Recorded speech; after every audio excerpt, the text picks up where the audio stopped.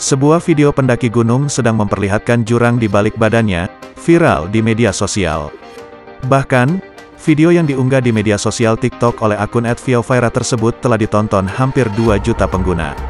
Saat dikonfirmasi tribunnews.com pada Rabu, tanggal 10 Oktober tahun 2021, pemilik akun yang bernama asli Octavia, 23, itu membeberkan cerita di baliknya.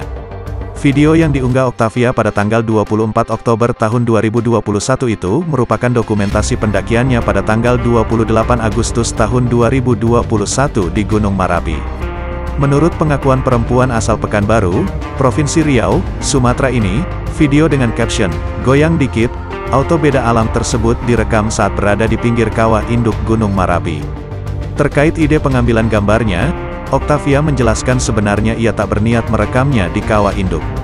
Namun, ketika melihat keindahan di kawah induk Gunung Marapi itu, Octavia dan rekan-rekannya langsung mengabadikannya.